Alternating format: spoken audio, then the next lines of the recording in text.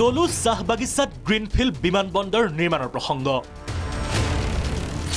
ৰাজ্য চৰকাৰৰ পৰিকল্পনাত চেঁচা পানী ঢালিলে উচ্চতম ন্যায়ালয়ে কাছাৰৰ দলু চাহ বাগিচাৰ স্থিতাৱস্থা বাহাল ৰখাৰ নিৰ্দেশ সৰ্বোচ্চ ন্যায়ালয়ৰ হেজাৰো অধিক শ্ৰমিকৰ ভৱিষ্যত অন্ধকাৰলৈ ঠেলি দি কাছাৰৰ দলু চাহ বাগিচাক লৈ ৰাজ্য চৰকাৰে কৰা পৰিকল্পনাও সাময়িকভাৱে জতি পৰিল গ্ৰীণফিল্ড বিমানবন্দৰ নিৰ্মাণৰ বাবে দলু চাহ বাগিচাত চলিছিল উচ্ছেদ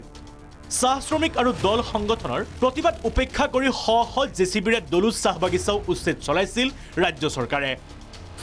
বিমানবন্দৰ নিৰ্মাণৰ বাবে কেন্দ্ৰলৈ পত্ৰ প্ৰেৰণ কৰিছিল চৰকাৰে চাহ বাগিচা ধ্বংস কৰি বিমানবন্দৰ নিৰ্মাণৰ চৰকাৰী সিদ্ধান্তৰ বিৰুদ্ধে তাপস গুহসহ বহু লোকৰ আবেদন উচ্চতম ন্যায়ালয়ত এই আবেদনৰ শুনানিলৈ ৰাজ্য চৰকাৰলৈ ন্যায়ালয়ৰ প্ৰশ্ন পৰিৱেশ প্ৰভাৱ মূল্যায়ন প্ৰতিবেদন অবিহনে কিয় দলু চাহ বাগিচা উচ্ছেদ কৰা হ'ল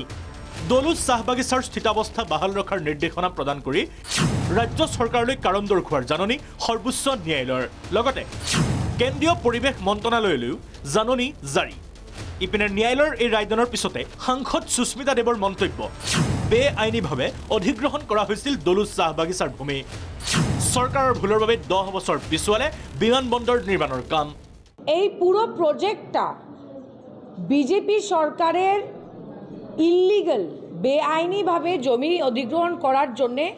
এখন এই প্রজেক্টটা পুরো আটকে গেল